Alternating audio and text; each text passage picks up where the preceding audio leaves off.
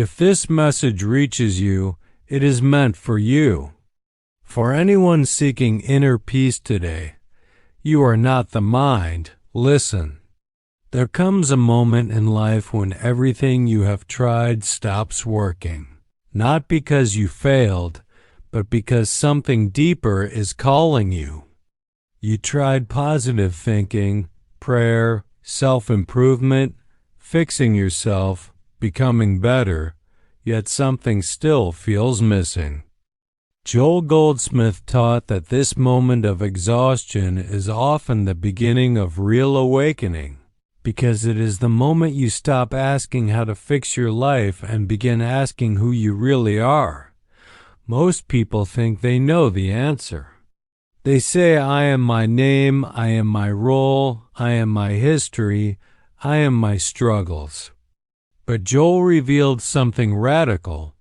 The moment you define I am, you have already missed it, because I am is not something you describe. It is what you are before description. This teaching is not philosophy. It is practical truth that touches your body, your relationships, your money, your fear, and your search for peace. Most people use the words I am all day long, saying I am tired, I am stressed, I am unlucky, I am not enough. Joel said this is spiritual identity theft because every time you attach I am to a condition, you hand divine identity over to something temporary. But ask yourself honestly, if you were truly tired, who is noticing the tiredness? If you were truly broken, who is aware of the pain? There is something in you watching everything happen, and that watcher does not panic, does not age, and does not collapse when circumstances change. That watcher is I am. There was a man in Ohio who lost his job, his marriage, and his sense of purpose in 1 year. And every morning he woke up believing I am a failure. Not I failed, but I am a failure. One night he heard Joel say your life is not falling apart, your false sense of self is collapsing, and for the first time he questioned his identity. What if the man who lost everything was not who he really was? He began asking who is aware of this thought, and the thought lost its power. His life rebuilt, not from desperation, but from clarity, because he stopped identifying with the version of himself that needed fixing. Many seekers hear about I am and turn it into affirmations like I am wealthy or I am healthy. But Joel warned against this, because if you say I am wealthy while believing you lack, you reinforce separation. True understanding is not replacing negative labels with positive ones, but removing labels entirely. I am is not poor or rich, sick or healthy, successful or unsuccessful. I am simply is, and when you rest there, life reorganizes naturally. A woman in California lived in constant worry and believed something was wrong with her spiritually. Joel's teaching revealed that she was not a worrier trying to find peace, but peace temporarily identified with worry.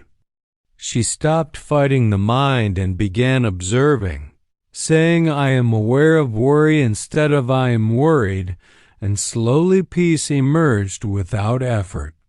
Joel never taught to ignore the body, but to stop worshiping appearances. The body is experienced in consciousness.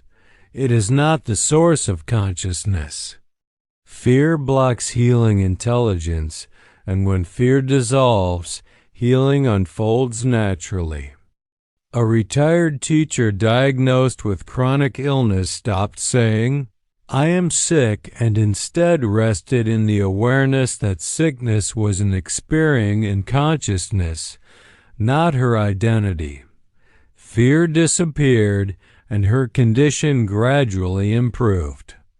Joel taught that the greatest healing is the healing of false identity. In relationships, suffering comes from believing someone else must complete you.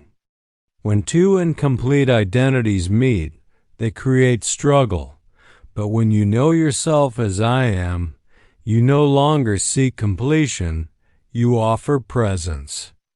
A marriage healed not through discussion or effort, but when one partner stopped seeking fulfillment from the other and rested in inner completeness. Money and supply follow the same principle. Supply is not something you attract, it is something you express. When you believe I am lacking, action comes from fear, but when you know I am is infinite, action comes from trust. An artist who stopped chasing success and focused on expressing from presence found opportunities appearing effortlessly. Joel offered no rituals, only remembrance.